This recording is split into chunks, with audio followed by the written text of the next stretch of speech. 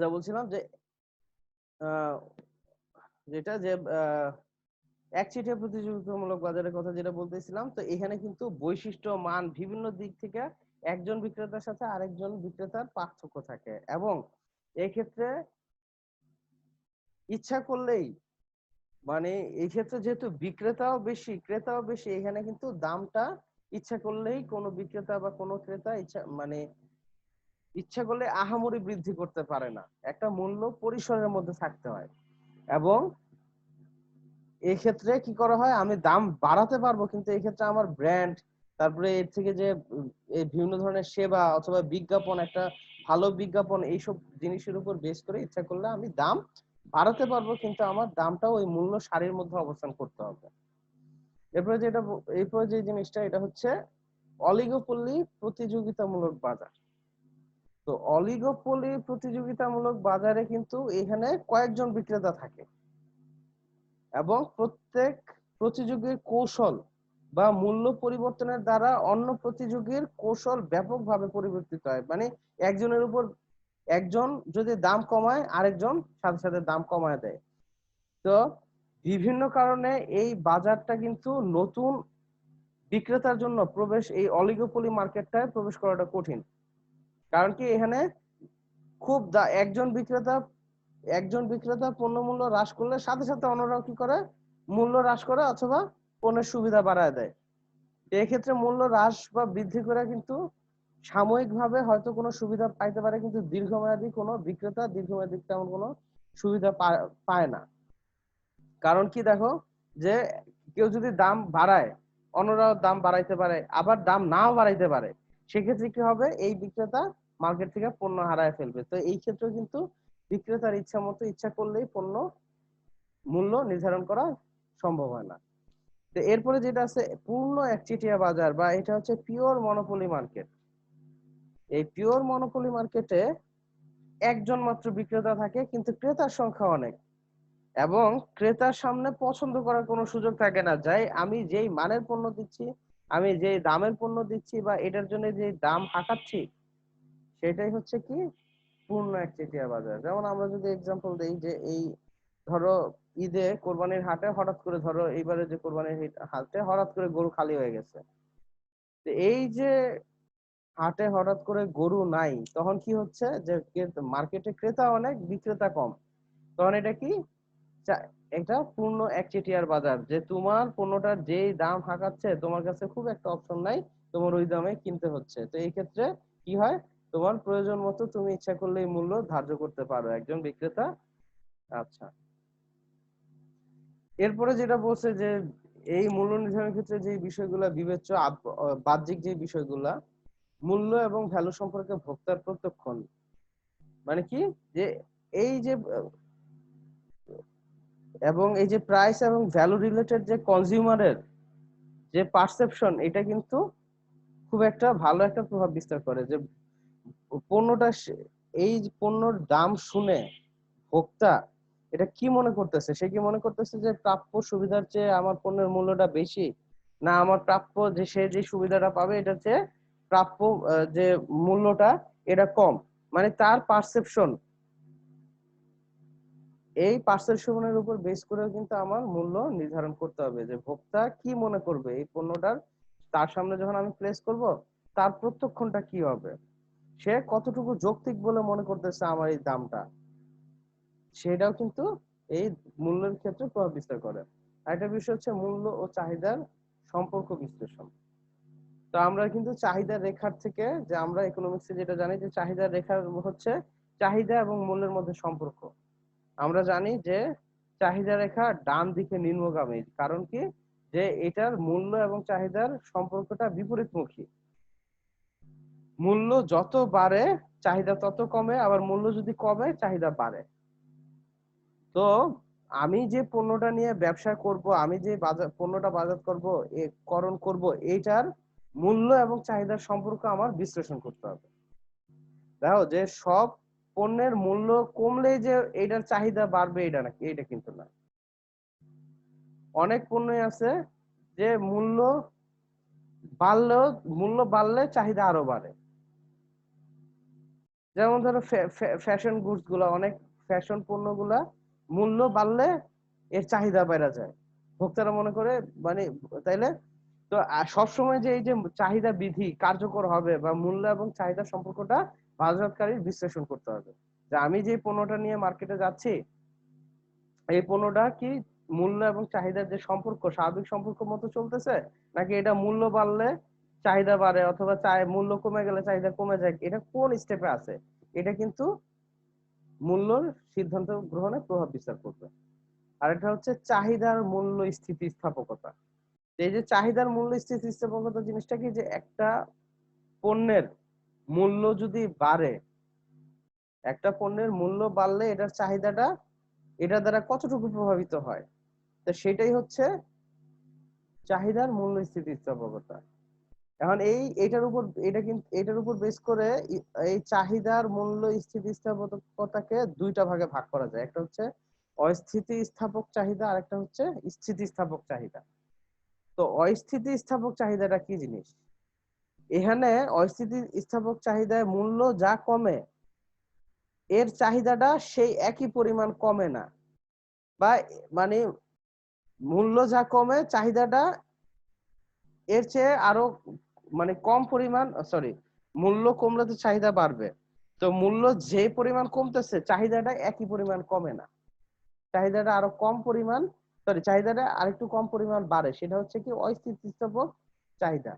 এখানে মূল্য আগে ছিল P2, এখান থেকে এই মূল্যটা P1 চলে আসছে, কিন্তু এই কোন কোন পণ্যের চাহিদা কি হয়েছে দেখো, আগে ছিল Q2 থেকে Q1 গেছে, কিন্তু যে পরিমাণ মূল্য কমছে চাহিদা কিন্তু সেই পরিমাণ বাড়ে নাই, এটা হচ্ছে কি অস্থিতিস্থাপক চাহিদা। আবার স্থিতিস্থাপক চাহিদার জিনিসটা কি, মূল্য P2 ছিল P1 আসছে, কিন্তু দেখো যতটুকু মূল্য কমছে চাহিদা দেখা যায় যে দ্বিগুণ পরিমাণ বাইরে গেছে, বা চাহিদা এর চেয়ে অনেক বেশি বাইরে যায়, সেটা হচ্ছে স্থিতিস্থাপক চাহিদা। তো বাজারজাতকারীরা দেখতে হবে আমার পণ্যটার চাহিদা মূল্য স্থিতিস্থাপকতা কেমন, এই মূল্যের উপর, চাহিদার উপর এর মূল্যের প্রভাবটা কেমন, এই জিনিসগুলো অ্যানালাইসিস করলে এটার মূল্য সিদ্ধান্ত গ্রহণ করতে হবে। এরপরে আর যে বিষয়গুলো, এটা হচ্ছে প্রতিযোগীদের ব্যয়, মূল্য এবং অর্পণ। আমার মূল্য নির্ধারণ করতে গেলে আমার প্রতিযোগীরা বাজারে কেমন পণ্য দিচ্ছে, তাদের পণ্যের দামটা কেমন এবং তাদের ব্যয়টা কেমন, তাদের পণ্যের কোয়ালিটিটা কেমন, এগুলো কিন্তু আমার বিশ্লেষণ করতে হবে। এরপর বলছে অন্যান্য বাহ্যিক উপাদান। এই সকল উপাদান ছাড়াও আরো কিছু বাইরের প্রতিষ্ঠানের বাইরের কিছু ফ্যাক্টর একটা মূল্যের সিদ্ধান্ত গ্রহণে প্রভাব বিস্তার করে। একটা হচ্ছে কি অর্থনৈতিক উপাদান, যেমন দেশের অর্থনৈতিক অবস্থা খুবই মন্দা, তাহলে কি স্বাভাবিকভাবে পণ্যটার মূল্য কম রাখতে হবে, অথবা ব্যবসায় অর্থনৈতিক অবস্থা খুব তেজি, আর্থিক অবস্থা ভালো, দেশের পার ক্যাপিটাল ইনকাম ভালো, সেক্ষেত্রে স্বাভাবিকভাবে মূল্যটা একটু বাইরে যাবে। তো এই যে দেশের অর্থনৈতিক উপাদান, এটার উপর বেস করে কি হয় মূল্য নির্ধারিত হয়। আরেকটা বলছে পুন বিক্রেতাদের প্রতিক্রিয়া। পুনঃ বিক্রেতা মানে আমি যে পণ্যটা বিক্রি করতেছি আমার থেকে নিয়ে যদি কেউ পণ্য বিক্রয় করে, যেমন এরা হইতেছে যেমন পাইকাররা, খুচরা ব্যবসায়ী, কারণ আমার পণ্যের দামটা আমি এমন ভাবে নির্ধারিত করলাম যে খুচরা বিক্রয় করে তাদের খুব একটা লাভ থাকে না, তাহলে কিন্তু তারা আমার পণ্যটা বিক্রয় করার জন্য আগ্রহী হবে না। আমার পণ্যের মূল্যটা এমন ভাবে নির্ধারিত করতে হবে যাতে মধ্যস্থকারীরা বিক্রয়ে আগ্রহী হয়, এবং বিক্রয়ে আগ্রহী হওয়ার মতো মুনাফা পায়, তারা যাতে আমার কোম্পানিকে সমর্থন করে এবং পণ্য বিক্রয়ে সহযোগিতা করে, আমার পণ্য বিক্রয়ে সহযোগিতা করে।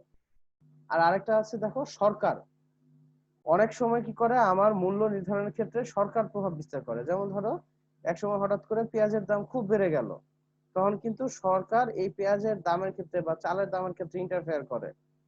কারণ কি, যে তখন কি করে সরকার বাধ্য করে অনেক ক্ষেত্রে যে একটা লিমিটের মধ্যে ওই পণ্যের দাম রাখার জন্য। তো ওইটাও কিন্তু একটা ফ্যাক্টর, যে একটা পণ্যের মূল্য নির্ধারণে সরকারও একটা বিবেচ্য উপাদান হিসেবে কাজ করে। এরপরে বলছে সামাজিক বিষয়। সমাজের অনেক বিষয়, যে এই যে সমাজের জন্য এটা উপকারী কিনা অপকারী কিনা, সমাজের ভালো খারাপ অনেক কিছু বিবেচনা করেই কিন্তু একটা ব্যবসায়ী প্রতিষ্ঠানকে একটা সমাজের মধ্যে একটা পণ্যের মূল্য নির্ধারণ করতে হয়। তো এই সামাজিক বিষয়গুলো মাথায় রেখে পণ্য নির্ধারণ করতে হবে।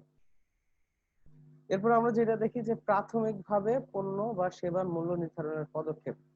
আমি একটা পণ্য মার্কেটে প্রবর্তন করছি, নতুন পণ্য প্রবর্তন করছি, অথবা ধরো আমার এক্সিস্টিং প্রোডাক্ট নিয়েই আমি নতুন বন্টন প্রণালীতে বা নতুন ভৌগোলিক এলাকায় আমি কি করতেছি, এক্সপান্ড করতেছি ব্যবসায়। তো সেই ক্ষেত্রে আমার কি কি পদক্ষেপ গ্রহণের মাধ্যমে আমার একটা পণ্যর মূল্য নির্ধারণ করতে হবে। তো এই জিনিসটা, আর আমরা এর আগে যে বিষয়টা আলোচনা করলাম যে মূল্য নির্ধারণের বিবেচ্য উপাদান, বিষয়গুলো মোরলেস সেম, এই কারণে আমি এটা একটু শর্টলি আলোচনা করব। কারণ হচ্ছে এই যে এখানে যে জিনিসগুলো বলা হয়েছে এর আগের টপিকে কিন্তু একই জিনিসগুলো আলোচনা করা হয়েছে। দেখো যে আমি একটা পণ্য নিয়ে নতুন একটা মার্কেটে প্রবেশ করতেছি, অথবা নতুন একটা পণ্য নিয়ে টোটালি নতুন একটা আইডিয়া, টোটাল একটা কনসেপ্ট, নতুন একটা প্রোডাক্ট নিয়ে মার্কেটে আমি লঞ্চ করেছি একটা প্রোডাক্ট। তো সেই ক্ষেত্রে মূল্য নির্ধারণ করার জন্য প্রথম যে পদক্ষেপ সেটা হচ্ছে মূল্য নির্ধারণের উদ্দেশ্য উদ্দেশ্য নির্বাচন। তাহলে প্রথমে বাজারজাতকারীকে বিভিন্ন কি উদ্দেশ্যে আমি মূল্যটা, কোন উদ্দেশ্যে আমি মূল্য নির্ধারণ করব সেটা কিন্তু নির্ধারণ করতে হবে।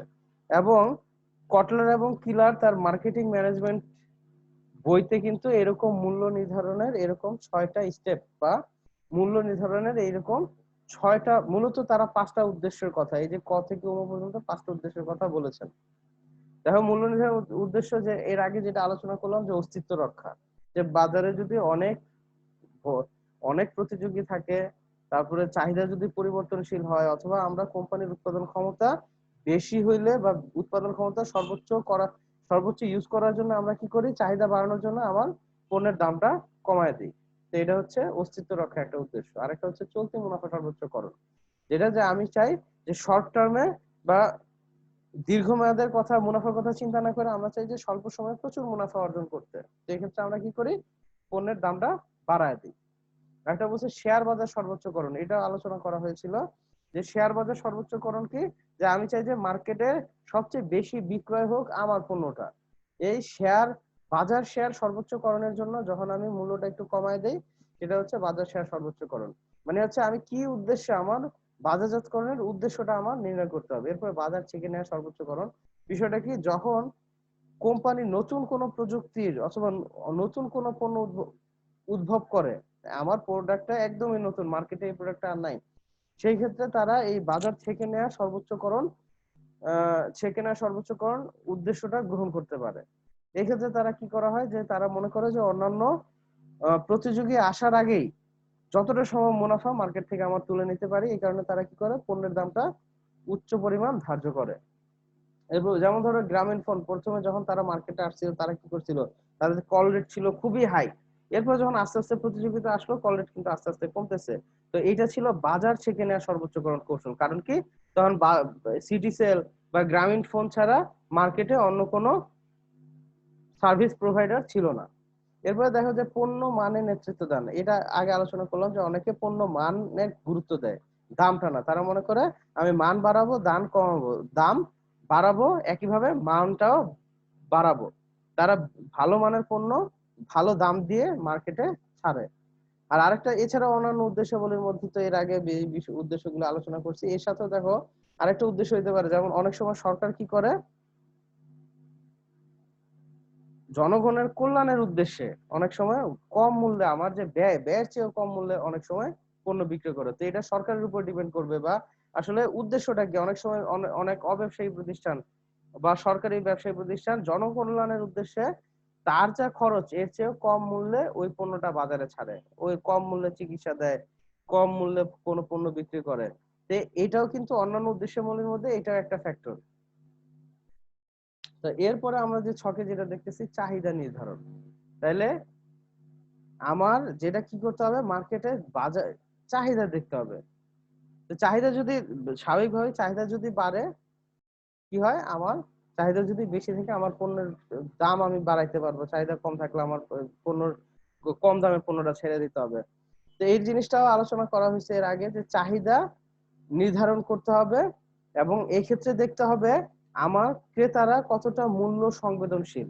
মানে তার আমি মূল্যটার দামের উপর মানে পণ্যের চাহিদার উপর দামের যে প্রভাব, মানে আমি কতটুকু দাম কমাইলে বা কতটুকু দাম বিক্রি করলে এক্ষেত্রে আমার যে ক্রেতারা এটার উপর কি প্রতিক্রিয়া দেখায়, তারা কতটা মূল্য সংবেদনশীল। স্বাভাবিকভাবেই একজন বাজারজাতকারীর কিন্তু টার্গেট থাকে মূল্য সংবেদনশীল হীন বা কম, যেখানে মূল্য সংবেদনশীল ক্রেতা আছে সেই বাজার চয়েস করা বা সেই বাজার নিয়ে কাজ করা। তো এটা কিন্তু একটা ফ্যাক্টর। আমার যদি ক্রেতারা অনেক বেশি মূল্য সংবেদনশীল হয়, আমি কিন্তু পণ্যের দামটা বাড়াইতে পারবো না। আবার অনেক মাত্রায় যদি মূল্য আমার তারা যদি মূল্য সংবেদনশীল কম হয়, সেই ক্ষেত্রে আমার পণ্যের দাম আমি ইচ্ছা মানে ওটার উপর বেস করে আমার মূল্য নির্ধারণ করতে হবে। এরপর বলছে চাহিদা রেখা পরিমাপ করা। এর আগে আমি যেটা বললাম যে চাহিদা রেখা, হ্যাঁ, ডান থেকে বামে অনেক সময় যে দেখা যায় যে চাহিদা রেখা মানতেছে, আবার অনেক সময় চাহিদা রেখার উল্টা হচ্ছে, যে দাম কমলে চাহিদা কমে যায়, দাম বাড়লে চাহিদা বাড়ে। তো এই জিনিসটা আমার কি করতে হবে, জরিপ এবং মূল্য পরীক্ষা এবং পরিসংখ্যানগত বিশ্লেষণের মাধ্যমে চাহিদা রেখা পরিমাপ করতে হবে। যে চাহিদা রেখাটা এই যে যে মূল্য কমলে দাম বাড়তেছে, দাম বাড়লে প্রোডাক্টের চাহিদা বাড়তেছে, বা দাম বাড়লে চাহিদা কমতেছে, এই জিনিসটা কোনটা ফলো করে, ওই জিনিসটা আমার ফাইন্ড আউট করতে হবে। আর আরেকটা বলছে চাহিদার মূল্য স্থিতিস্থাপকতা। এটাও এর আগে আমি আলোচনা করছি যে অস্থিতিস্থাপক আর স্থিতিস্থাপক, যে দাম কতটুকু দাম কমলে এটার চাহিদার উপর কতটুকু প্রভাব বিস্তার করে, এটাও আমার আলোচনা করতে হবে। এরপরে যেটা বলছে যে ব্যয় পরিমাপ। আসলে এই ব্যয় পরিমাপের বিষয়টা আমরা বলছি যে ব্যয় মূলত কি, যে একটা পণ্যের দাম আমি সর্বোচ্চ কতটুকু সর্বনিম্ন কত রাখতে পারি, সেটা কিন্তু একটা সর্বনিম্ন যে একটা স্তর, সেটা কিন্তু ব্যয় একটা একটা পণ্যের ব্যয় সেটা নির্ধারণ করে দেয়, যে আমি সর্বনিম্ন এটার কত দাম রাখতে পারি। যে ব্যয় একটা কোম্পানির মূল্য নির্ধারণের সর্বনিম্ন সীমা নির্ধারণ করে দেয়। তো ব্যয়ের যে যে মানে বিভিন্ন ধরনের যে ব্যয়গুলা, যে স্থির ব্যয়, পরিবর্তনশীল ব্যয়, মোট ব্যয়, এগুলা কিছুক্ষণ আগে আলোচনা করলাম, তো এটা আলোচনা করব না। এরপরে যেটা দেখো যে বিভিন্ন স্তরে যে ব্যয়ের যে যেটা যে এর আগে দেখালাম যে 100 ইউনিটে 100 ইউনিট ইয়ে করলে বিভিন্ন স্তরে গিয়ে ব্যয়টা বিভিন্ন হয়। তো এটা কিন্তু এই ব্যয়ের পরিমাণটা কিন্তু একজন প্রাথমিকভাবে পণ্য বা সেবার মূল্য নির্ধারণ বা এর ক্ষেত্রে এই জিনিসগুলো ফাইন্ড আউট করতে হবে, যে ব্যয়ের পরিমাণটা কেমন, অথবা কোন স্তরে গিয়ে আমার ব্যয়ের পরিমাণ কেমন হচ্ছে, কোন স্তরে গিয়ে আমার ব্যয়টা, যেমন এই যে 300 একক পণ্য উৎপাদন করলে আমার ব্যয়টা সর্বনিম্ন হচ্ছে, তো এই জিনিসগুলো কত একক পণ্য উৎপাদন করলে আমার ব্যয়টা সর্বনিম্ন হবে, এই জিনিসগুলো ফাইন্ড আউট করতে হবে। তো আরেকটা বলছে যে উৎপাদন বাড়ানো। এর আগে যেটা আলোচনা করছিলাম যে অভিজ্ঞতার প্রেক্ষিতে ব্যয় হ্রাস, যেটা দেখানো হয়েছিল যে আমার যত পরিমাণ আমরা উৎপাদন বাড়াবো, আস্তে আস্তে কিন্তু অভিজ্ঞতার কারণে কি হবে, আমার ব্যয়টা আস্তে আস্তে কমে আসবে। যে আমার 100 একক যখন আমার পণ্য উৎপাদন করতাম, তখন কিন্তু আমার ব্যয়টা ছিল 10 একক, বা সরি আমার একক প্রতি ব্যয় ছিল 10 টাকা। যখন এটা আমরা 400 একক বা 500 একক, এটা কিন্তু আস্তে আস্তে দেখো ধীরে ধীরে কমতেছে ব্যয়টা। তো এই ব্যয় কমানোর জন্য কি করতে হবে, উৎপাদন বাড়ানো যায় কিনা, বা উৎপাদন বাড়ানো আমার উৎপাদনটা কোন স্তরে আছে, এটার উপরও ডিপেন্ড করবে যে আমার পণ্য বা সেবার মূল্য কত হবে। আচ্ছা, তো নতুন যে টপিক, এটা হচ্ছে অভীষ্ট ব্যয় বা টার্গেট কস্টিং। এই অভীষ্ট ব্যয়টা মূলত দেখো যে এই যে জাপানের লোকেরা বা জাপানিরা কিন্তু এই ধরনের একটা পদ্ধতি ব্যবহার করতো বা ব্যবহার করে। তো তারা কি করে, একটা নতুন পণ্যের প্রত্যাশিত কাজ বা প্রত্যাশিত পারফরমেন্স এটা কেমন হবে, এটা বাজারজাতকরণ গবেষণা পরিচালনা করে, যে একটা নতুন পণ্যের চাহিদা, নতুন পণ্যের নতুন পণ্যর প্রত্যাশিত একটা বেনিফিট মার্কেটে কেমন, বাজারে চাহিদাটা কেমন। তো এই যে একটা নতুন পণ্যের কি করে, প্রত্যাশিত কাজ সম্পর্কে একটা বাজারজাতকরণ গবেষণা পরিচালনা করার পর তারা কি করে, পণ্যের একটা বিক্রয় মূল্য নির্ধারণ করে। এই পণ্যের বিক্রয় মূল্য নির্ধারণ করার পরে তারা তাদের যে প্রত্যাশিত মুনাফা এই বিক্রয় মূল্য থেকে বাদ দেয়। তাহলে যখন বিক্রয় মূল্য থেকে আমি প্রত্যাশিত মুনাফা বাদ দিলাম, তখন কি থাকলো, আমার শুধু ব্যয় থাকলো। এই তখন কি করে, তারা এই অবশিষ্ট ব্যয়কে তারা টার্গেট হিসেবে নেয়। এবং অভীষ্ট বা টার্গেট কস্টিং হচ্ছে এইটাই, যে তারা তাদের কাছে এই যে এত টাকা হচ্ছে অভীষ্ট ব্যয়, তারা তখন কি করে, তাদের ব্যয়টা এর মধ্যে নিয়ে আসার চেষ্টা করে। তো এই অভীষ্ট ব্যয়ও কি একটা পণ্যের মূল্য নির্ধারণে প্রভাব বিস্তার করে। এরপরে কি, এরপরে যে জিনিসগুলা দেখতে হবে সেটা হচ্ছে প্রতিযোগীর ব্যয়, মূল্য ও অর্পণ বিশ্লেষণ। এখানে এসে কি প্রতিযোগীর, এইটাও এর আগের ইয়ের মতোই সিমিলার, এর আগে আলোচনা করা হয়েছে যে প্রতিযোগীর ব্যয় কত, প্রতিযোগীর মূল্য কত, কত মূল্যে বাজারে মার্কেটটা ছাড়ছে, এবং প্রতিযোগীর অর্পণ বা প্রতিযোগীর যে সেবা বা পণ্য, এটার কোয়ালিটিটা কেমন, এই এই কোয়ালিটির পণ্য তারা কত দামে দিচ্ছে, তাদের ব্যয়টা কত, এই জিনিসগুলো আমার কি করতে হবে, বিশ্লেষণ করতে হবে। এই প্রতিযোগীর ব্যয়, মূল্য এবং অর্পণ বিশ্লেষণ করার পরে আমার যেটা করতে হবে, মূল্য নির্ধারণ পদ্ধতি, আমি কোন পদ্ধতিতে আমি মূল্য নির্ধারণ করব, এটা কিন্তু বিবেচনা করতে হবে। তো দেখো, মূল্য নির্ধারণের প্রধান বিবেচ্য সমূহ দেখো কি বলছে, আমার মূল্য, সর্বনিম্ন মূল্য হচ্ছে পণ্যের খরচ, আর সর্বোচ্চ মূল্য হচ্ছে ভ্যালু সম্পর্কে ক্রেতার প্রত্যক্ষণ, মানে এর এই এই দামের বেশি বা একটা ভোক্তা সে মনে করতেছে আমার পণ্যটা কতটুকু ভ্যালু দিবে, সে যতটুকু ভ্যালু দিবে সে সেই পরিমাণ টাকা দিতে, যেমন সে যদি মনে করে আমার পণ্যটা 100 টাকার ভ্যালু দিব, তাহলে সে 100 টাকা দিতে রাজি থাকবে। আর আরেকটা আমার খরচ পড়ছে ধরো 50 টাকা, তাহলে আমার দামটা অবশ্যই এই 50 থেকে 100-র মধ্যে হইতে হবে। এবং এই যে 50 থেকে 100, 100-র বেশি একজন ক্রেতা দিবে না, ভোক্তা দিবে না, এই তাহলে এই এই জিনিসটা নির্ধারণ করা, আমার দামটা কি হবে, এই এতটুকুর মধ্যে হবে। এবং এটা কিসের ভিত্তিতে নির্ধারিত হয়, প্রতিযোগিতার মূল্য এবং অন্যান্য অভ্যন্তরীণ বাহ্যিক উপাদানের পারস্পরিক মিথস্ক্রিয়ার মাধ্যমে নির্ধারিত হয় দামটা কতটুকু হবে। তো আমি যেটা বলতেছিলাম যে প্রতিযোগীর ব্যয়, মূল্য এবং অর্পণ বিশ্লেষণ করার পরে আমার যেটা করতে হবে, মূল্য নির্ধারণ পদ্ধতি নির্বাচন, আমি কিভাবে মূল্য নির্ধারণ করব। তো এই ক্ষেত্রে অনেক ধরনের অ্যাপ্রোচ অনেক ধরনের প্রতিষ্ঠান নেয়। তো ফার্স্ট যে অ্যাপ্রোচটা, এটা হচ্ছে মার্কআপ মূল্য নির্ধারণ।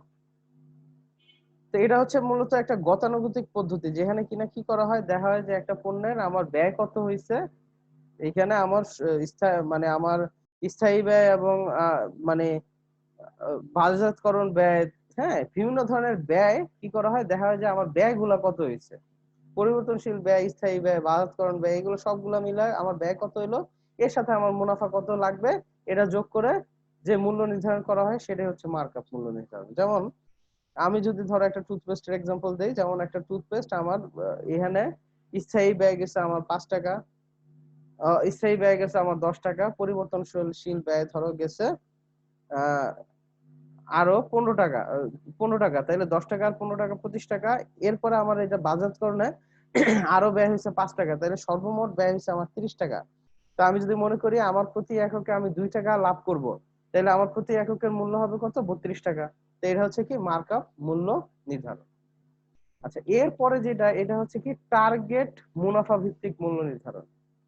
এইখানে কি করা হয়, মুনাফার একটা টার্গেট ধরা হয়। যেমন আমার যদি ধরো কোনো পণ্য আমি যেমন ধরো বিনিয়োগ করছি 2 লক্ষ টাকা, 10 লক্ষ টাকা, আমি কি বললাম যে আমার এই 10 লক্ষ টাকার উপর আমি 20% লাভ করতে চাই, মানে 10 লক্ষ টাকার উপর ধরো আমি চাইতেছি 2 লক্ষ টাকা লাভ করতে।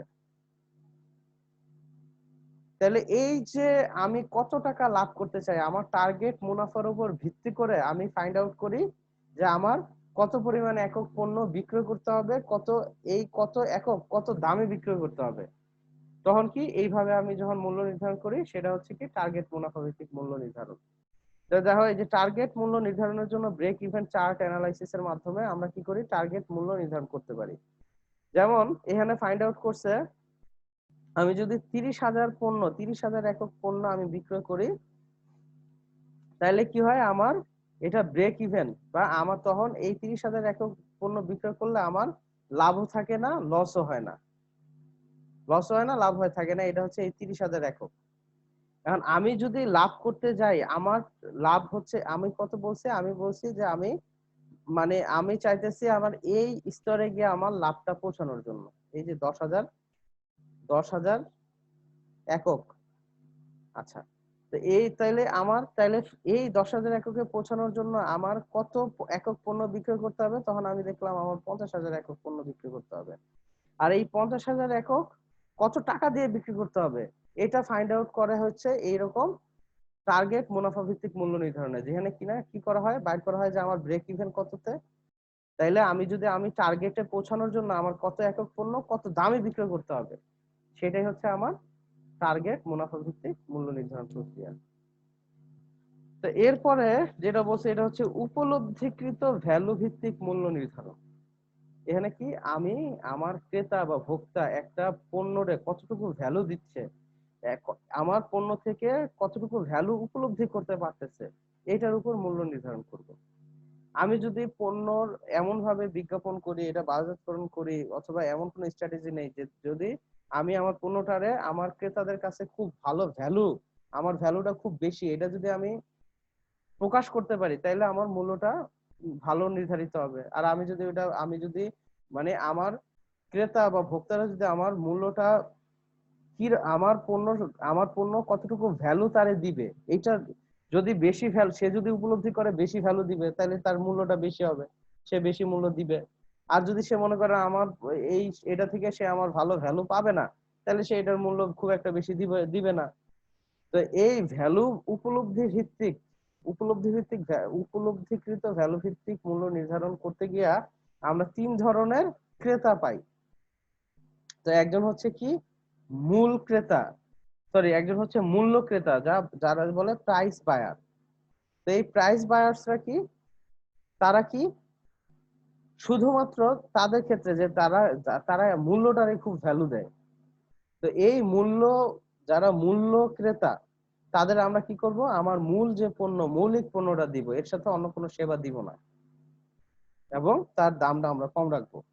আবার আমরা আরেক ধরনের ক্রেতা পাইতে, এটা হচ্ছে ভ্যালু বায়ার্স, যারা কিনা ভ্যালু, তার কাছে মেইন ফ্যাক্টরটা হচ্ছে ভ্যালু, মূল্যটা ফ্যাক্ট না। তো তারা কি করে, তো তাদের জন্য আমরা নিত্য নতুন ভ্যালু আমার পণ্যে অ্যাড করব, এবং আমার পণ্যর দাম বাড়ায় রাখলে চলবে। আর আরেক ধরনের ক্রেতা আছে, তারা হচ্ছে লয়াল বায়ার্স। তারা অনুগত ক্রেতা, তারা আমার পণ্যের দাম বাড়ুক বা কমুক, তারা অন্য অন্য কোনো ব্র্যান্ড তারা ক্রয় করবে না, আমার ব্র্যান্ডই ক্রয় করবে।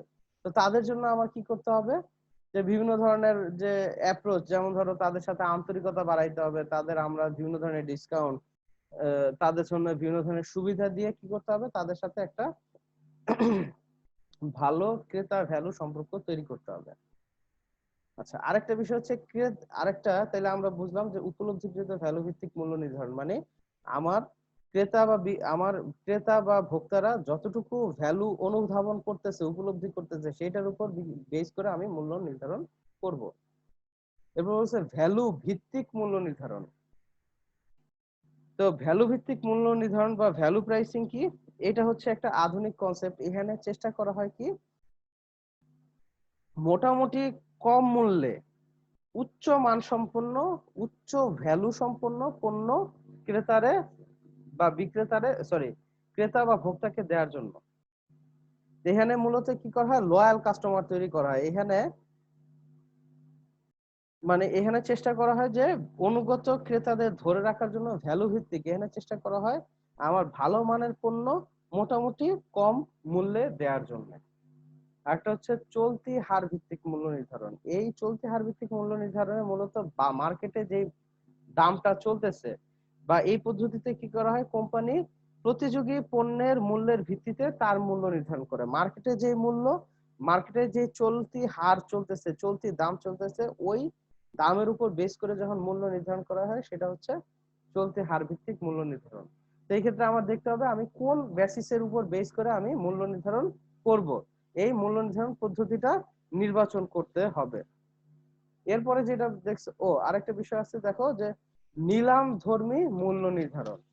তো কোনো পণ্য নিলামের মাধ্যমে পণ্য অনেক সময় দেখবা যে বিক্রয় হয়। যেমন নিলামে কি হয়, একজন ক্রেতা থাকে, অনেক বিক্রেতা থাকে, সে কি করে, বিক্রেতারা বিডিং এর মাধ্যমে যে বেশি দাম দেয় সে ওই পণ্যটা ক্রয় করে। তো এই নিলামধর্মী মূল্য নির্ধারণের ক্ষেত্রে আবার 3টা বিষয় আছে। একটা হচ্ছে ইংলিশ নিলাম, ডাচ নিলাম, দরপত্র ভিত্তিক নিলাম। ইংলিশ নিলামে কি হয়, একজন বিক্রেতা থাকে এবং অনেক ক্রেতা থাকে, এবং বিক্রেতারা কি করে তাদের মধ্যে একটা তাদের পণ্যের বিক্রেতা কি করে পণ্যটা উপস্থাপন করে এবং নিলামে অংশগ্রহণকারীরা এই বিডিং এর মাধ্যমে পণ্য দাম বৃদ্ধির মাধ্যমে কি করে পণ্যটা কিনে নেয়। আচ্ছা, ডাচ নিলামে কি করে? ডাচ নিলামে আবার দেখো এর এখানে বিভিন্ন থাকতে পারে, যে একজন ক্রেতা এবং একজন বিক্রেতা, অনেক ক্রেতা থাকতে পারে, অথবা একজন ক্রেতা অনেক বিক্রেতা থাকতে পারে। তো যদি একজন বিক্রেতা অনেক ক্রেতা হয়, এক্ষেত্রে কি করা হয়? নিলামকারী পণ্যের সর্বোচ্চ মূল্য ঘোষণা করে, এরপর ধীরে ধীরে মূল্য কমাতে থাকে যতক্ষণ পর্যন্ত না ক্রেতারা কিনতে রাজি হয়। আচ্ছা, আর যদি একজন ক্রেতা অনেক বিক্রেতা থাকে, এক্ষেত্রে কি করা হয়? ক্রেতা কোন পণ্য কিনবে এইটা ক্রেতা জানায়, এবং বিক্রেতারা বিক্রয় করার জন্য তারা তারা তারা নিজেদের মধ্যে প্রতিযোগিতা করে, যখন ক্রেতার সাথে বিক্রেতার একটা ম্যাচ হয় তখন ওই দামে পণ্যটা বিক্রয় হয়। আর এটা হচ্ছে দরপত্র ভিত্তিক নিলাম। এখানে আমরা জানি যে যেমন অনেক সময় দেখবা যে সরকারি প্রতিষ্ঠানগুলা দরপত্র আহ্বান করে। এখানে কি করা হয়? কে একটা পণ্যের জন্য কতটুকু মূল্য দিতে চায় এটা যার যার মতো সে সাবমিট করে। এখানে যে বেশি দাম দেয় সে পণ্যটা কিনতে পারে। তো এই দরপত্র ভিত্তিক নিলামটা হচ্ছে এটা। আচ্ছা, তো এই যে আমরা আমরা বিভিন্ন ধরনের মূল্য নির্ধারণ, বিভিন্ন ধরনের আমরা কি করলাম? মূল্য নির্ধারণ পদ্ধতি দেখলাম। এরপরে আমরা কি করি? চূড়ান্ত মূল্য নির্বাচন করি। তো চূড়ান্ত মূল্য নির্বাচনের ক্ষেত্রে কিন্তু বিভিন্ন জিনিসগুলা আমার বিবেচনা করতে হয়। কি বিবেচনা করতে হয়? অন্যান্য বাজারজাতকরণ কার্যাবলীর প্রভাব।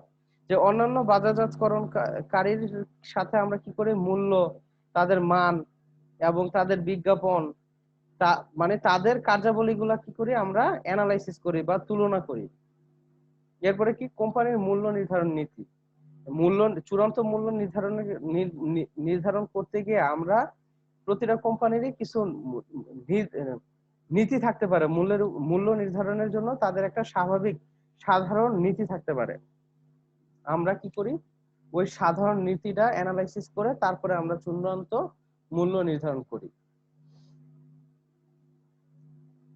আচ্ছা, এরপরে দেখো যে লাভ এবং ঝুঁকি ভাগাভাগি মূলক মূল্য নির্ধারণ। অনেক ক্ষেত্রে কি হয়? যে ক্রেতা ঝুঁকির কারণে পণ্য কিনতে চায় না। যদি এরকম হয় তাহলে কি হয়? যে বিক্রেতা বলে, যেমন অনেক ক্রেতাই ধরো যদি উচ্চ মাত্রায় ঝুঁকি বিবেচনা করে অনেক পণ্য কিনতে যদি না চায়, তো এই অবস্থায় বিক্রেতা কি করে? যন্ত্রাংশ প্রদানের বা প্রতিশ্রুতি অনুযায়ী পণ্যটা কাজ না করলে সকল ঝুঁকি গ্রহণের প্রস্তাব দেয়।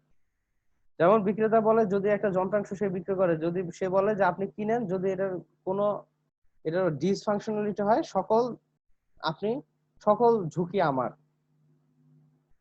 এবং যদি এটা, যেমন ধরো একটা এক্সাম্পল দিই তাহলে এটা ক্লিয়ার হবে। যেমন ধরো একটা সফটওয়্যার কোম্পানি বললো যে আপনি যদি আমাদের সফটওয়্যারটা কেনেন, আপনি যদি আপনার প্রতিষ্ঠানে আমার সফটওয়্যারটা ইউজ করেন, তাহলে আপনার ধরো 1 লক্ষ, প্রতি মাসে 10 লক্ষ টাকা করে আপনি অর্থ বাঁচাইতে পারবেন।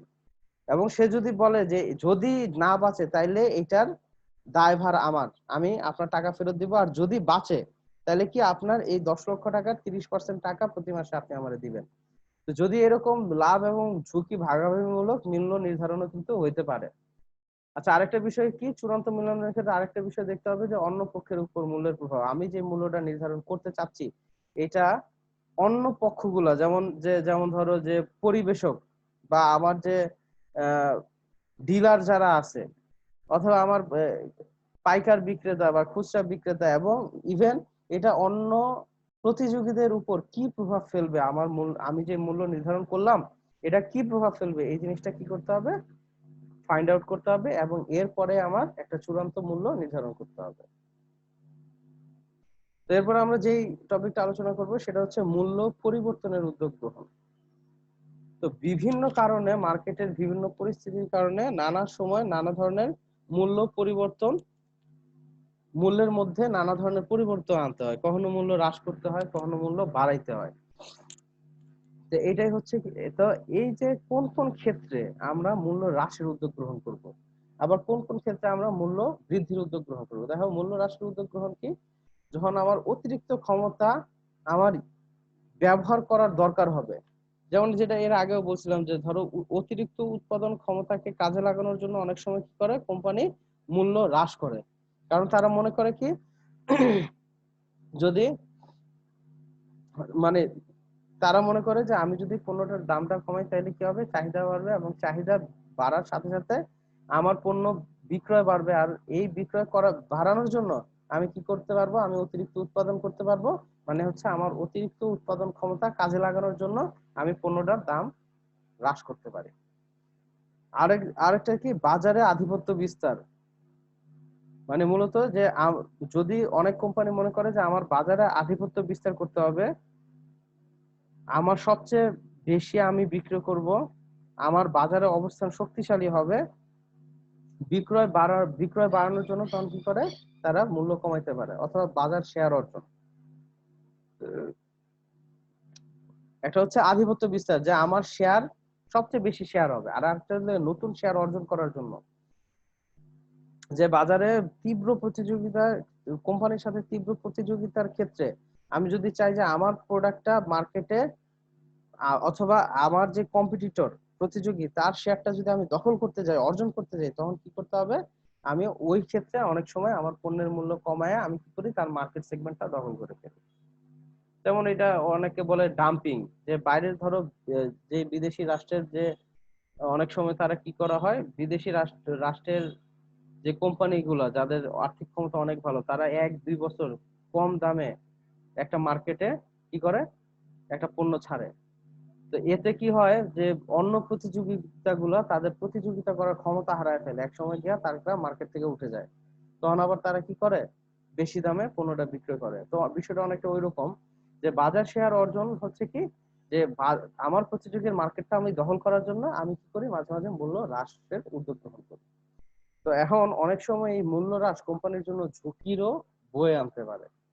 তো এই ঝুঁকি কি কি ঝুঁকি দেখা যায়, যে অনেক সময় দেখা যায় নিম্নমানের ফাঁদ তৈরি হয়। বিষয়টা কি, যে ক্রেতারা মনে করে যে আমার পণ্য, যে পণ্যটার দাম কমাইলাম এটা হচ্ছে নিম্নমানের, তারা মনে করে যে যে এই পণ্যটা হইলে নিম্নমানের, অথবা এটা বিভিন্ন বাজে বৈশিষ্ট্যের কারণে আমি বিক্রি করতে পারতেছি না, এই কারণে আমি পণ্যটা কম দামে বিক্রি করতেছি। আবার আরেকটা আছে যে ভঙ্গুর বাজার শেয়ার ফাঁদ। দেখো, যদিও আমি নিম্ন মূল্য দিয়া ক্রেতা আকর্ষণ করলাম, কিন্তু এটা কিন্তু সাময়িক। কারণ কি, যে ক্রেতারা আমার কম দামে পেয়ে আমার পণ্যটা ক্রয় করতেছে, সে কিন্তু অন্য কোম্পানি যদি মূল্য কমায় সে কিন্তু আবার ওইদিকে সরে যাবে। তো এতে কি হয়, আমার ভঙ্গুর একটা শেয়ার বা বাজার শেয়ার একটা ফাঁদ ক্রিয়েট হয়। মানে আমার এটা কিন্তু বাজার শেয়ার আসলে দখল হচ্ছে না, এটা একটা ভঙ্গুর বাজার শেয়ার আমি সার্টেন পিরিয়ডের জন্য দখল করতে পারতেছি। এটা হচ্ছে অগভীর পকেট ফাঁদ। এটা হচ্ছে কি, উচ্চ মূল্যের প্রতিযোগীরা যারা এতদিন উচ্চ মূল্যে বিক্রি করছে, বা মার্কেটের যারা বড় বড় প্রতিযোগী আছে, তারা কিন্তু মূল্য কমায়া অনেক আর্থিক সচ্ছলতার কারণে তারা কি করতে হয়, দীর্ঘদিন কম মূল্যে পণ্যটা দিতে পারে, যেটা কিছুক্ষণ আগে বললাম। কিন্তু ছোট ছোট প্রতিষ্ঠানগুলো কিন্তু তারা যদি একবার মূল্য কমায়, তারা কিন্তু আর ঠিক মতো বাড়াইতে পারে না। বা তারা যদি মনে করে যে আমি কিছু দিনের জন্য মূল্যটা কমাইলাম আবার বাড়াই দিব, এটা কিন্তু তারা পারে না। কারণ বড় প্রতিষ্ঠানগুলো ঠিকই এই পরিস্থিতির সাথে কোপ আপ করতে পারে, কিন্তু ছোট প্রতিষ্ঠানগুলা এই এই যে সার্টেন পিরিয়ডের জন্য দাম কমানো এই কৌশলটা বেশি দিন তারা সাস্টেন করতে পারে না এই ক্ষেত্রে। একটা হচ্ছে মূল্য যুদ্ধের ফাঁদ। কোম্পানির পণ্য মূল্য হ্রাস, এটা কি করে, প্রতিযোগীদের মধ্যে একটা মূল্য হ্রাসের প্রবণতা তৈরি করে, এবং এটা অনেক সময় মূল্য যুদ্ধ ক্রিয়েট করে, যে একজন কমাইলে আরেকজন কমাচ্ছে, আরেকজন কমাইলে আরেকজন আরো কমাচ্ছে। তো যেটা কিনা সার্বিকভাবে প্রত্যেক ব্যবসায়ীর জন্যই ক্ষতির কারণ হয়ে দাঁড়ায়। আর মূল্য বৃদ্ধির উদ্যোগ গ্রহণ বিষয়টা কি, দেখো যে কখন আমি মূল্য বাড়াইতে পারি, যে ব্যয় স্ফীতি। তো যখন এমন পরিস্থিতি হয় যে ব্যয়টা বাইরে যায়, যে আমার যে ব্যয় ছিল আগে প্রতিষ্ঠানের, মুনাফা আমি দাম বেশি রাখতে পারতেছি না, কিন্তু ব্যয় বাইরে যাচ্ছে, বা আমি মুনাফা বাড়াচ্ছি না ঠিকই, কিন্তু আমার ব্যয় বাড়ানোর কারণে কি হয়, আমার মূল্য বৃদ্ধির উদ্যোগ গ্রহণ করতে হয়। আর অনেক সময় মূল্য বৃদ্ধি করতে হয় কি, অতিরিক্ত চাহিদা। মার্কেটে আমার পণ্যটার অনেক চাহিদা, আমি ছাড়া মার্কেটে অন্য কোনো বাজারজাতকারী নাই, সেক্ষেত্রে কি করতে হয়, এই অতিরিক্ত চাহিদা মোকাবেলার জন্য আমার পণ্যের মূল্য বৃদ্ধি করতে হয়। তো কয়েকটা উপায়ে মূল্য বৃদ্ধি করা যেতে পারে, যেমন বিলম্বিত কোটেশন মূল্য নির্ধারণ। বিষয়টা কি? এই ক্ষেত্রে কোম্পানি এই যে পণ্য পণ্য তৈরিটা সম্পূর্ণ করার আগে এটার চূড়ান্ত মূল্য স্থির করে না। যেমন ধরো কোনো অনেক সময় যে ফ্ল্যাটের মূল্যটা ফ্ল্যাট তৈরির আগে পর্যন্ত তারা কি করে, এটা ডিসক্লোজ করে না। ফ্ল্যাট তৈরি করার পরে আস্তে আস্তে কি করে বিভিন্ন ভাবে এই পুরো মানে টেন্টেটিভ একটা মূল্য দেয়, কিন্তু এটা সামগ্রিক যে মূল্য এটা টোটাল মূল্যটা কত পড়তে পারে এটা তারা আগে বলে না। এটা হচ্ছে বিলম্বিত কোটেশন মূল্য নির্ধারণ। এইভাবে কি করা হয়, পরবর্তীতে দামটা বাড়ায় রাখা হয়। আরেকটা হচ্ছে ধাপে ধাপে মূল্য বৃদ্ধি করা। যেমন ধরো যে বিভিন্ন ধরনের সেতু, কালভার্ট যারা সরকার যে তৈরি করে, অনেক সময় দেখা যায় যে যেসব প্রতিষ্ঠান ঠিকাদারি প্রতিষ্ঠান তারা কি করে, একটা মূল্য দিয়ে কাজটা দখল করে, পরে বিভিন্ন ধাপে এটার মূল্য বৃদ্ধি পায়। তো এইটা হচ্ছে ধাপে ধাপে মূল্য বৃদ্ধি করা। আরেকটা হচ্ছে আটি খোলা। যেমন আটি হচ্ছে কি, যেমন ধরো শাকের আটি, অনেকগুলো শাক একসাথে বাঁধলে হচ্ছে ওটা হচ্ছে শাকের আটি।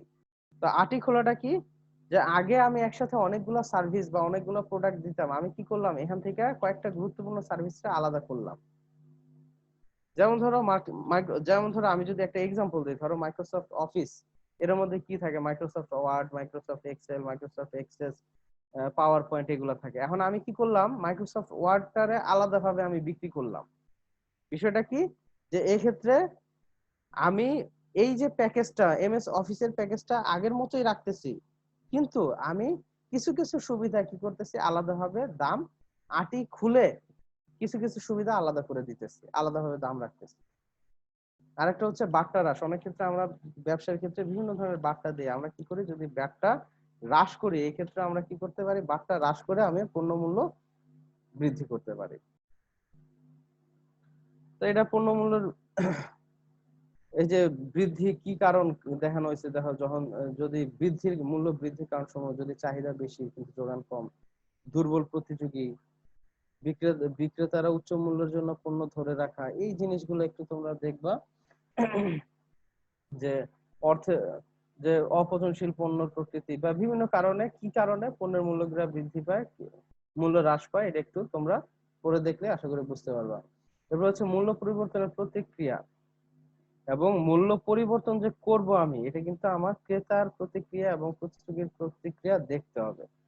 তো অনেক সময় ক্রেতার প্রতিক্রিয়া দেখো, যে অনেক সময় মূল্য বাড়াইলে এটা কিন্তু ক্রেতার একদম ডাইরেক্ট রিয়েকশন দেখায় ক্রেতা, অনেক সময় ওই পণ্য আর ক্রেতা ক্রয় করে না। আবার এমন হতে পারে যে আমার পণ্যটার দামটা আমি কমায় দিছি, ওই ক্ষেত্রেও ক্রেতার প্রতিক্রিয়াটা নেগেটিভ হতে পারে। তারা মনে করে কি, যে আমার পণ্যটা আহ, যে আমার পণ্যটার মধ্যে হয়তো কোনো ত্রুটি আছে, অথবা এটা খারাপ মানের পণ্য, অথবা এমন হতে পারে আমি ব্যবসাটা ছাইড়া দিতেছি, এই জন্য আমি পণ্যটা কম দামে বিক্রি করতেছি, অথবা এটার মান কম। এই কারণে এটা ক্রেতার মূল্য পরিবর্তনের আগে ক্রেতার প্রতিক্রিয়া কিন্তু বিশ্লেষণ করে দেখতে হবে। আরেকটা বিষয় বলছে যে প্রতিযোগীর প্রতিক্রিয়া, আমার মূল্যটা প্রতিযোগীর উপরে একটা ডাইরেক্ট ইফেক্ট ছড়াইতে পারে। যেমন প্রতিযোগী করতে পারে যে সে তো চাইতেছে দাম কমানোর জন্য, বা সে চাইতেছে আমার সাথে দাম নিয়ে একটা যুদ্ধ করবে। তো এই প্রতিযোগীর প্রতিক্রিয়াটাও দেখতে হবে, বা এটা আগে অ্যানালাইসিস করতে হবে যে আমার আমি কমাবো বা বাড়াবো, এক্ষেত্রে আমার ক্রেতার প্রতিক্রিয়াটা কি হবে এবং প্রতিযোগীর প্রতিক্রিয়াটা কি হবে।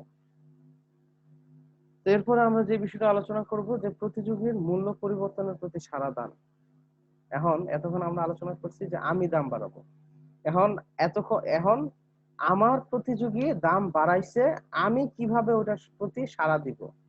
এই যে দাম বাড়ানোর বা মূল্য পরিবর্তন বা দাম কমানো, এটা আমি কোন দৃষ্টিতে দেখবো, আমি কিভাবে তার দাম পরিবর্তন, প্রতিযোগীর মূল্য পরিবর্তনে আমি কিভাবে সাড়া প্রদান করব, সেটা এখানে দেখানো হয়েছে।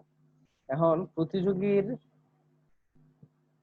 পণ্য যদি আর আমার পণ্য যদি খুবই কাছাকাছি রকমের হয় অথবা সমজাতীয় হয়, তাইলে তাইলে কোম্পানির উচিত কি করা, আমার পণ্যের সাথে আমার পণ্যটারে অন্য কোনো মানের দিক দিয়ে শক্তিশালী করা, কিন্তু দামটা একই রাখা। দাম, হ্যাঁ। আবার এমন হইতে পারে যে আচ্ছা যাই হোক, এই জিনিসগুলো আমরা এই যে আমরা কিভাবে সাড়া দিব এই জিনিসগুলো কিন্তু আমরা এখানে আলোচনা করব। এই সাড়া দানের জন্য আমার কিছু কিছু জিনিস কি করতে হয়, বিবেচনা রাখতে হয়। আমি প্রতিযোগীর মূল্য পরিবর্তনের প্রতি সাড়া দানের ক্ষেত্রে আমি যে সাড়া দিব এটার ক্ষেত্রে কিছু কিছু জিনিস আমার অ্যানালাইসিস করতে হবে। একটা কি, প্রতিযোগী কেন মূল্য পরিবর্তন করতেছে, তার কারণটা কি, প্রতিযোগী কি কারণে মূল্য পরিবর্তন করতেছে, সে কি মান কমায় দিছে নাকি সে অন্য কোনো কি কারণে সে আমার মূল্যটা পরিবর্তন করতেছে, এটা আমার ফাইন্ড আউট করতে হবে। একটা বিষয় হচ্ছে প্রতিযোগী সাময়িক না দীর্ঘস্থায়ী ভিত্তিতে মূল্য পরিবর্তন করতেছে। তো আমার দেখতে হবে প্রতিযোগী যে মূল্য পরিবর্তন করলো এটা কি অনেকদিন যাবে না এই সার্টেন পিরিয়ডের জন্য। আর এটা কি সাড়া না দিলে, আমি যদি এই মূল্য পরিবর্তনে সাড়া না দেই তাহলে আমার বাজার শেয়ার এবং আমার মুনাফায় কি ধরনের প্রভাব পড়তে পারে, এবং অন্য কোম্পানিগুলা কি সাড়া দিচ্ছে কিনা। এই যে সে যে মূল্য পরিবর্তন করতেছে এক্ষেত্রে অন্য কোম্পানিগুলা প্রয়োজনীয় সাড়া দিতেছে কিনা। একটা বিষয় হচ্ছে প্রতিটি প্রতিক্রিয়ার প্রতি প্রতিযোগী ও অন্যান্যরা কিভাবে সাড়া দিবে। সে যে তাহলে আমার প্রতিযোগী এবং অন্যরা কিভাবে সাড়া দিচ্ছে এই জিনিসগুলো আমার ফাইন্ড আউট করে তারপরে আমার নির্ধারণ করতে হবে আমি এই পরিবর্তনের উপর কি ধরনের সাড়া আমি দিব। তো সাড়া দানের উপায়গুলো দেখো, একটা হচ্ছে কি হয় যে বিভিন্ন ভাবে আমি সাড়া দিতে পারি। একটা হচ্ছে মূল্য স্থির রাখা। কি করতে পারি আমি, যেটা বললাম যে যদি আমার সমজাতীয় বা খুবই কাছাকাছি ধরনের পণ্য হয় তাহলে আমি কি করতে পারি, সার্টেন পিরিয়ডের জন্য আমি সাড়া নাও দিতে পারি, আমার মূল্য যেমন আছে তেমনই রাখতে পারি। অথবা কি করতে পারি, মূল্য স্থির রাখতে পারি কিন্তু ভ্যালু বৃদ্ধি করতে পারি, যে আমি দাম ঠিকই রাখলাম কিন্তু আমার প্রোডাক্টের ভ্যালুটা আমি বৃদ্ধি করতে পারি। যেমন প্রোডাক্টের আমি সেবা বাড়াইতে পারি, আমার এই প্রোডাক্টের মান বাড়াইতে পারি, প্রোডাক্টের গন্ধটা আরো অ্যাট্রাকটিভ করতে পারি, এটা রং আরো অ্যাট্রাকটিভ করতে পারি, এরকম কি করতে পারি, দাম ঠিক রেখে আমি ভ্যালু বৃদ্ধি করতে পারি। আর আরেকটা বিষয় কি বলছে যে মূল্য হ্রাস করা। এই ক্ষেত্রে আমি কি করতে পারি, ইচ্ছা করলে আমি তার সাথে সাথে আমারটারও মূল্য হ্রাস করে দিতে পারি।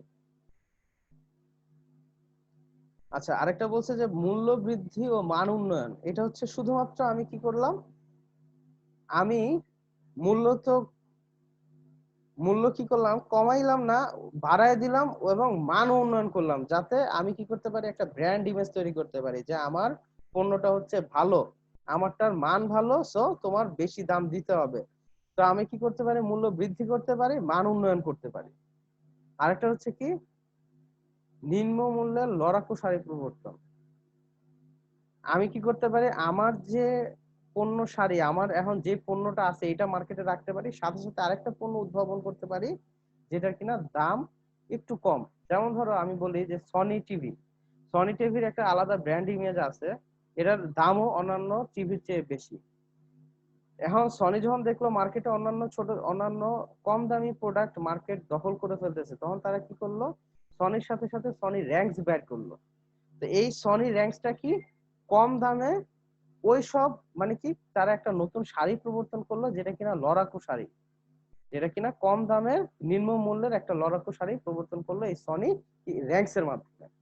তো এটা কিন্তু এই যে কটলার এন্ড কিলার তাদের মার্কেটিং ম্যানেজমেন্ট বইতে একটা কিন্তু এটা একটা এক্সাম্পল দেখাইছে যে আমরা কিভাবে মূল্য পরিবর্তনের সাড়া প্রদান করতে পারি। দেখো, এটা ফ্লো চার্ট দেখানো হয়েছে যে প্রতিযোগী কি তার মূল্য হ্রাস করছে, যদি হ্রাস করে তাহলে একটা স্ট্র্যাটেজি, যদি না হয়, যদি তারা মূল্য হ্রাস না করে তাহলে আমাদের মূল্য বর্তমান স্তরে ধরে রাখা এবং প্রতিযোগীর মূল্য পর্যবেক্ষণ অব্যাহত রাখা। যদি তারা মূল্য স্তর, তার প্রতিযোগী যদি তার মূল্য স্তর হ্রাস করে তাহলে কি এই মূল্যটাকে আমাদের বিক্রয়ে উল্লেখযোগ্য আঘাত হানবে। যদি আঘাত হানে তাহলে কি এই যে সে যে মূল্য হ্রাস করলো এটা কি দীর্ঘস্থায়ী হওয়ার সম্ভাবনা আছে। যদি দীর্ঘস্থায়ী হওয়ার সম্ভাবনা থাকে তাহলে কি প্রতিযোগীর মূল্য কি পরিমাণে কমছে।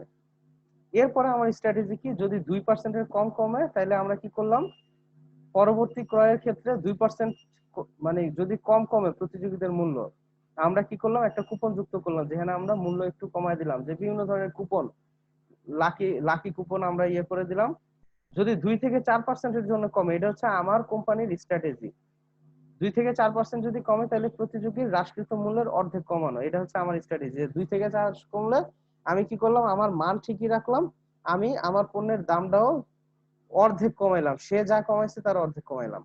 যদি এটা 4%-এর অধিক কমায় ফেলে আমার প্রতিযোগী, তাহলে কি করলাম, প্রতিযোগীর সমান মূল্য আমি হ্রাস করে দিলাম, যাতে ক্রেতার কাছে, ক্রেতা যখন দেখবে যে আইডেন্টিফাইবল একটা সিগনিফিকেন্ট, ক্রেতা যখন দেখবে যে সিগনিফিকেন্ট একটা মূল্য পার্থক্য, যে আমার মূল্য 10 টাকা, তার মূল্য 5 টাকা বা 6 টাকা, তাহলে কিন্তু সে ওটার দিকে ঝুঁকবে। এই কারণে যখন 4%-এর অধিক কমাইলাম, তখন কি করলাম, আমি চেষ্টা করলাম প্রতিযোগীর সমান মূল্য হ্রাস করার জন্য। এরপরে আমাদের যেটা, যে টপিকটা, সেটা হচ্ছে পরিবর্তনশীল পরিস্থিতি ও সুযোগ মোকাবেলার জন্য মূল্য অভিযোজন বা মূল্য সমন্বয়। আমরা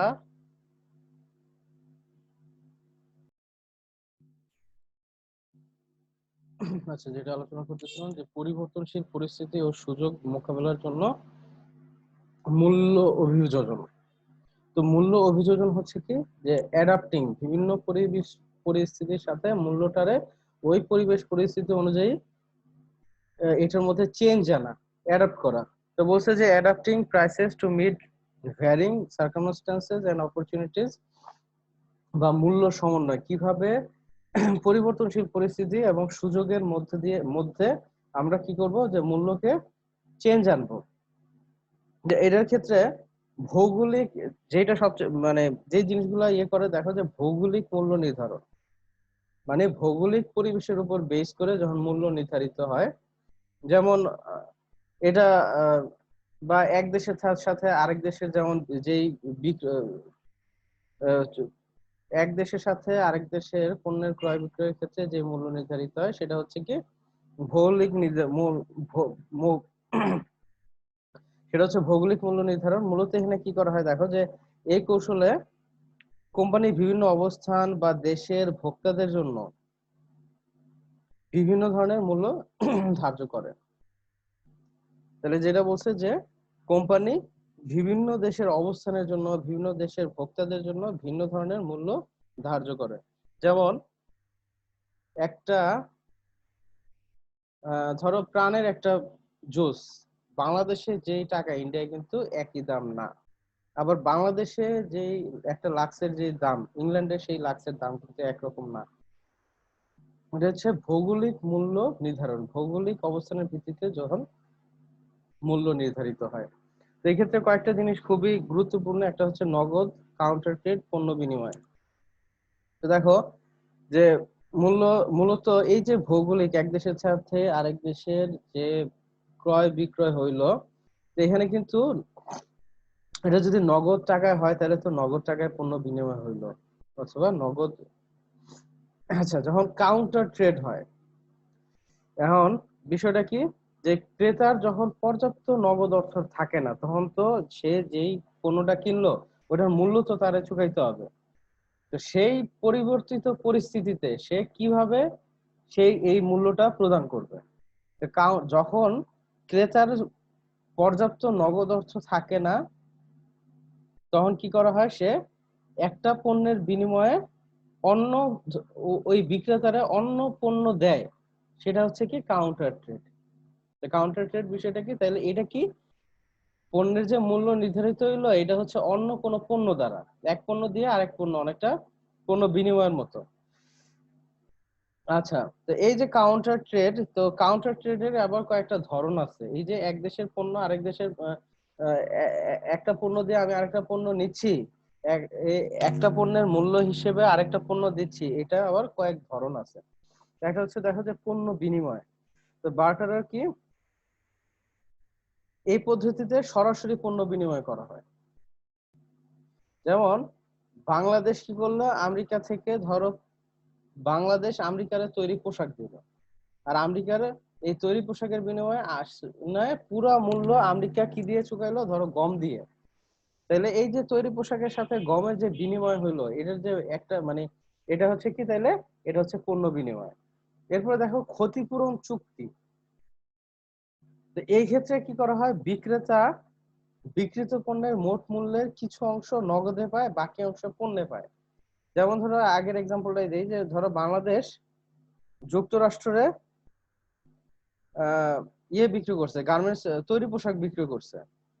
এখন সে কি করলো 70% অর্থ বাংলাদেশ 70% অর্থ নগদে পাইলো, বাকি 30%-এর দাম কি পাইলো, গম দিয়ে পাইলো।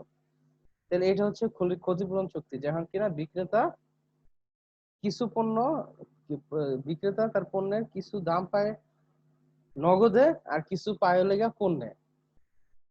আর ফিরতি ক্রয় ব্যবস্থা, তো ফিরতি ক্রয় ব্যবস্থা, হ্যাঁ, বাইব্যাক এগ্রিমেন্ট জিনিসটা কি? ফিরতি ক্রয় ব্যবস্থা যেটা বলে বাইব্যাক এগ্রিমেন্ট হচ্ছে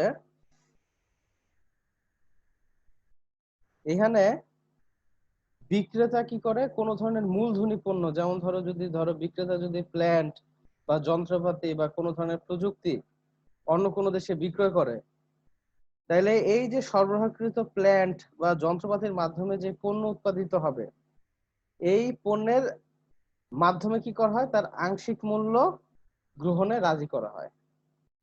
ধরো একটা এক্সাম্পল, যদি ধরো ভারত বাংলাদেশে একটা কারখানা নির্মাণ করে দিল, তাহলে কি করলো, এই কারখানার মূল্যের আংশিক যদি নির্ধারিত হলো যে নগদে পাবে, বাকিটা কারখানা থেকে পণ্যের মাধ্যমে পরিচালিত হবে। যেমন ধর একটা সার কারখানা উৎপাদন করে দিল, তাহলে সে বললো যে এখান থেকে 50% বা 40% আমার নগদে দিবা, আরেকটা তোমাদের সুবিধার জন্য কি করলাম, এখান থেকে যে উৎপাদিত পণ্য এখান থেকে বাকি 60%-এর টাকা দিবা। তাহলে এটা কি, যে এটা মূলত ভারী যন্ত্রপাতির ক্ষেত্রে বা মূলধনী পণ্যের ক্ষেত্রে যখন কি হয় যে এটা থেকে উৎপাদিত পণ্যের থেকে কিছু অংশ দিয়ে মূল্য গ্রহণে রাজি করা হয়, আর বাকিটা আমরা কি করি, নগদে পরিশোধ করি। আর সমতা বিধানটা কি, এটাতে বলে অফসেট। সমতা প্রধানটা কি দেখো, যে এই কৌশলে বিক্রিত পণ্যের মূল্য বিক্রেতা নগদে পায়, তাহলে এটার পুরো টাকাটাই সমতা বিধানে পুরো টাকাটাই নগদে পায়, কিন্তু তাকে নির্দিষ্ট সময় ওই দেশের মূল্যের উল্লেখযোগ্য পরিমাণ অর্থ ব্যয় করতে হয়। যেমন ধরো যুক্তরাষ্ট্র বাংলাদেশে পোশাক বিক্রয় করলো, ধরো যুক্তরাষ্ট্র বাংলাদেশে সফটওয়্যার বিক্রি করলো। এখন শর্ত হচ্ছে কি, যে নির্দিষ্ট সময়ে এই যে আমরা যে প্রাপ্ত অর্থ পাইলাম যুক্তরাষ্ট্র থেকে, এই যুক্তরাষ্ট্র থেকে এই পণ্যের 50% আমার কি করতে হবে, যুক্তরাষ্ট্র থেকে আরেকটা যে পণ্য কিনতে হবে, যেটা কিনা এই মানে এই পণ্যের 50% টাকা। তাহলে বিষয়টা কি, যে যখন সে পুরো টাকাটা নগদে দেয়, কিন্তু বলে দেয় যে এই নগদ টাকার কি এই এত পার্সেন্ট টাকা দিয়ে আমার থেকে পণ্য ক্রয় করতে হবে, সেটাই হচ্ছে কি সমতা বিধান। এটা হচ্ছে বিভিন্ন পরিস্থিতিতে আমরা কিভাবে একটা পণ্যের মূল্য নির্ধারিত হচ্ছে এই বিষয়টা দেখো। আচ্ছা, এরকম আরো পরিস্থিতি হয়, যেমন মূল্যবাট্টা ও ছাড়। যেমন মূল্যবাট্টা ও ছাড়টা কি, যে ক্রেতাদের কোনো আচরণকে বারবার উৎসাহিত করার জন্য কোম্পানি কি করে, মূল্য অনেক সময় সমন্বয় করে।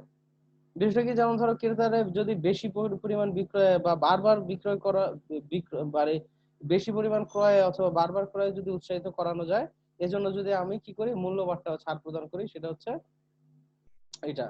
তো নগদ বাট্টা, তো নগদ বাট্টাটা কি, মানে নগদ বাট্টার ক্ষেত্রে নির্ধারিত সময়ের মধ্যে যদি মূল্য পরিশোধ করতে পারে, তাহলে কি পণ্য মানে এই ক্ষেত্রে কি নগদ বাট্টা দেয়া হয়।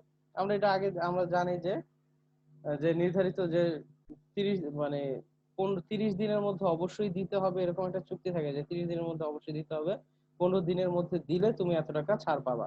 এটা হচ্ছে নগদ বাট্টা। আর এটা হচ্ছে পরিমাণগত বাট্টা।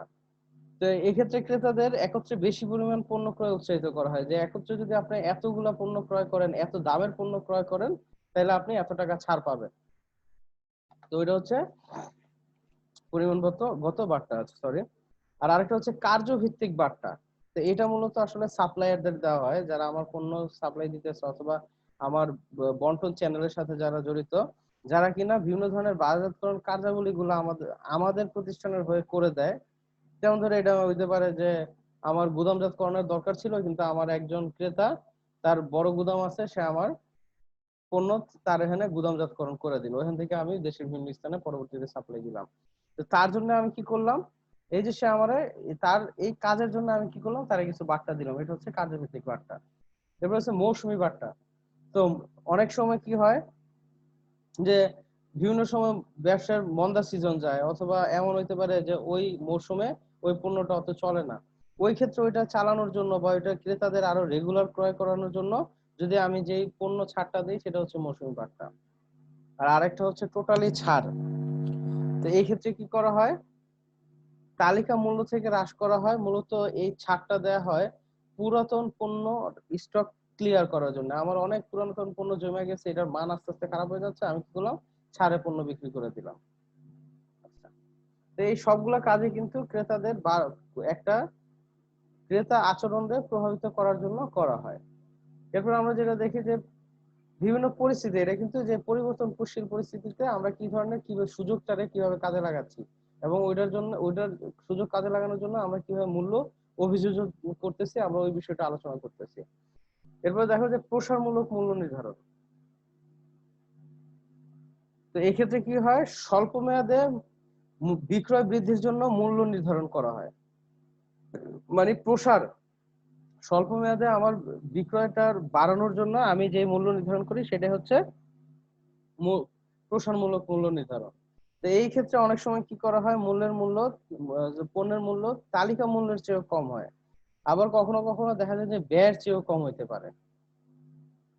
তো এই যে প্রসারমূলক মূল্য নির্ধারণ মূলত আমার প্রসার বাড়ানোর জন্য বা সাময়িক বিক্রয় বৃদ্ধির জন্য আমি যে কাজগুলো করি সেটার মধ্যে সেই প্রসারমূলক মূল্য নির্ধারণের ক্ষেত্রে প্রথমটা হচ্ছে কি লোকসান নেতা।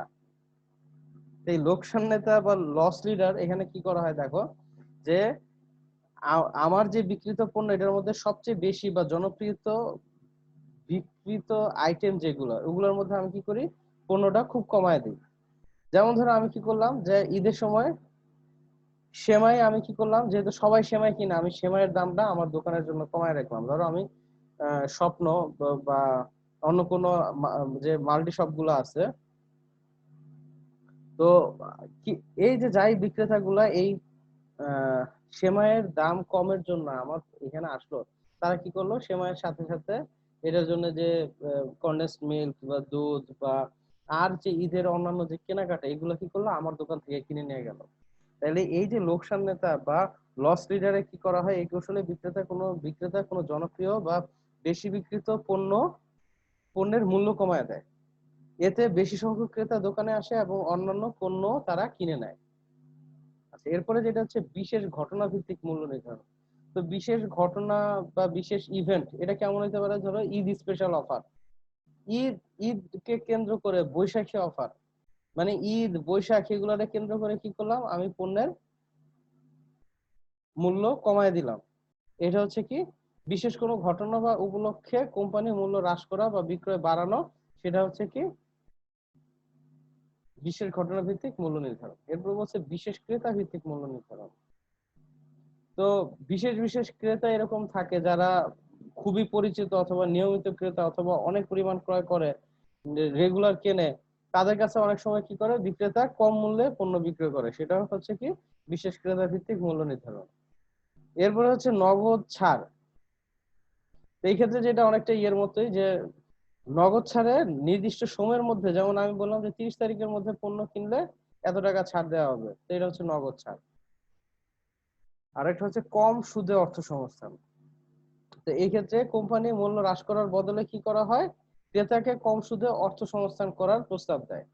যেমন অনেক সময় বলা হয় যে তুমি যদি গাড়ি কিনতে যাও অথবা তুমি যদি একটা ফ্ল্যাট কিনতে যাও, তাইলে কোন ব্যাংক থেকে তুমি কম রেটে ইন্টারেস্ট পাবে, এই ইন্টারেস্ট পাওয়ার ব্যবস্থা, সরি, এই লোন পাওয়ার ব্যাংক লোনের ব্যবস্থা ওই ফ্ল্যাট যে মালিক বা ফ্ল্যাটের যে কোম্পানি তারা ব্যবস্থা করে দিবে, বা গাড়ির যে সেলার তারা ব্যবস্থা করে দিবে। এটা হচ্ছে কি কম সুদে অর্থ সংস্থান। এটা হচ্ছে দীর্ঘ পরিশোধ মেয়াদ। অনেক সময় কি করা হয়, এই মূল্য পরিশোধের জন্য দীর্ঘ সময় দেয়া হয়, সেটা হচ্ছে দীর্ঘ পরিশোধ মেয়াদ। আচ্ছা, এটা হচ্ছে ওয়ারেন্টি ও সেবা চুক্তি। তো ওয়ারেন্টি ও সেবা চুক্তি অনেক সময় কি বলা হয়, যে কোম্পানি ক্রেতাকে বিনামূল্যে বা কম মূল্যে ওয়ারেন্টি বা সেবা প্রদান করে বিক্রয় বাড়ানোর চেষ্টা করে, সেটা হচ্ছে বিক্রয় প্রসারমূলক মূল্য নির্ধারণের, মানে ওয়ারেন্টি এবং সেবা দিয়ে আমি বিক্রয় প্রসারের কাজ করতেছি। আর একটা হচ্ছে মনস্তাত্ত্বিক বার্তা প্রদান। এটা খুব ইন্টারেস্টিং যে অনেক সময় কি করে বিক্রেতা একটা কৃত্রিম উচ্চ মূল্য নির্ধারণ করে, যে 1,000 টাকার পণ্য আমরা এটা দাম দেখাইলাম 3,000 টাকা। তো আমরা কি করলাম, এখন বললাম এখানে 70% লেস বা 70% ছাড়। এখন আসলে এটার দাম আসলে 1,000 টাকা, কিন্তু আমি 3,000 টাকা দেখায় এখানে 1,800 বা 2,000 টাকা আমি ছাড় দিলাম। এটা কি একটা মনস্তাত্ত্বিক বার্তা প্রদান করলাম, মানে যে কিনতেছে সে ভাবতেছে সে আসলে কম দামে পণ্য কিনছে, আসলে কিন্তু সে অ্যাকচুয়াল প্রাইসেই পণ্য কিনছে। আরেকটা হচ্ছে দেখো পৃথকীকৃত মূল্য নির্ধারণ। এখানে ক্রেতা বিভিন্ন বিভাগ, তারপরে পণ্যের ধরন, পণ্যের ভাবমূর্তি, প্রণালী, অবস্থান, সময়, এগুলোর উপর বেস করে পৃথক পৃথক সময়ে পৃথক পৃথক ক্রেতার ক্ষেত্রে পৃথক পৃথক পণ্যের ধরনের ক্ষেত্রে কি করে আলাদা আলাদা দাম নির্ধারণ করে।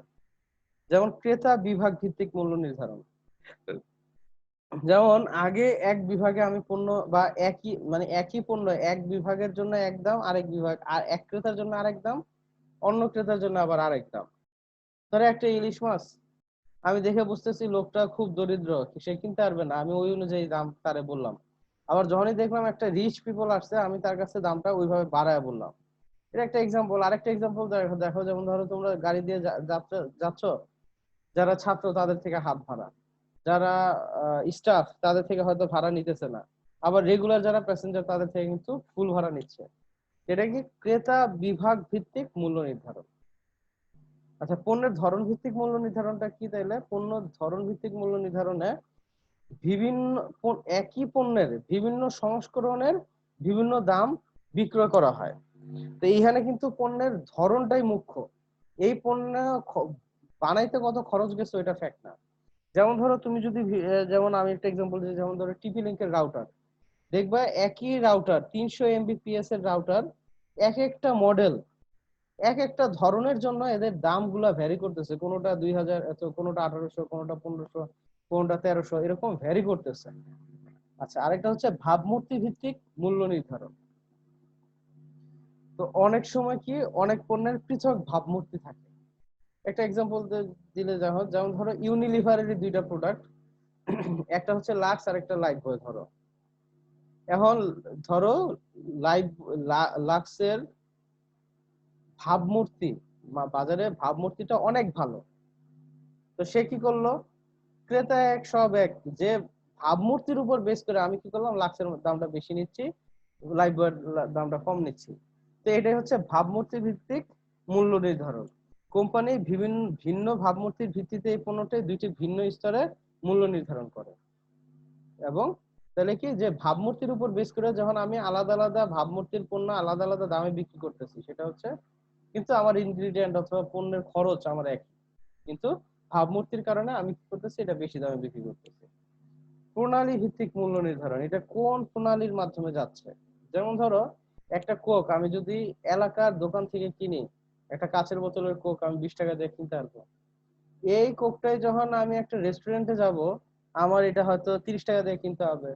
আবার আমার যখন 5 স্টার প্রোডাক্টে একটা ক্যান বা একটা আমি কিনবো, কোক কিনবো, এটার দাম হয়তো 400-500 টাকা হয়ে যাবে। তো প্রণালী ভিত্তিক মূল্য নির্ধারণটা হচ্ছে কি, এটা কোন প্রণালীর মধ্যে, এক্ষেত্রে বন্টন প্রণালীটা বিবেচ্য বিষয়, যে সে কোথা থেকে পাচ্ছে এই জিনিসটা, ওইটার উপর বেস করে এটার মূল্য নির্ধারিত হচ্ছে। এটা হচ্ছে অবস্থান ভিত্তিক মূল্য নির্ধারণ। এটা অবস্থানের উপর বেস করে, যেমন ধরো একটা সিনেমা হল বা খেলার যে গ্যালারির যে বেঞ্চ গুলা, এটা অবস্থানের উপর বেস করে, যেমন ভিআইপি লাউঞ্জ দাম অনেক বেশি, সাধারণ দাম কম, বা সিনেমা হলের প্রথম সারির সিট গুলার দাম বেশি, পেছনের দিকের গুলার দাম কম। এর বিষয়টা কি অবস্থান ভিত্তিক, এটা হচ্ছে অবস্থান ভিত্তিক মূল্য নির্ধারণ করা। আর এটা হচ্ছে সময় ভিত্তিক মূল্য নির্ধারণ।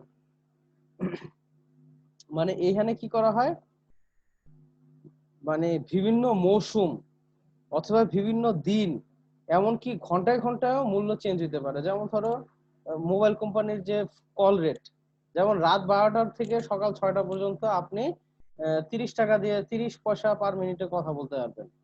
আর যেটা কিনা সকাল থেকে এই রাত পর্যন্ত, এটা হচ্ছে ধরো 2 টাকা পার মিনিট। তো এই যে সময়, এটা হচ্ছে সময় ভিত্তিক মূল্য নির্ধারণ করা। তো তোমাদের আশা করি তোমরা সকলেই বুঝতে পেরেছো যে মূল্য নির্ধারণ কৌশল এবং কিভাবে মূল্য নির্ধারণ করা যায়, এটার উপর কি কি প্রভাব ফেলে। তো আশা করি তোমরা সবাই উপকৃত হবে আমার এই লেকচারের মাধ্যমে। এবং এতক্ষণ ধৈর্য ধরে যারা আমার লেকচার শুনেছো তাদের সকলকে আন্তরিক ধন্যবাদ।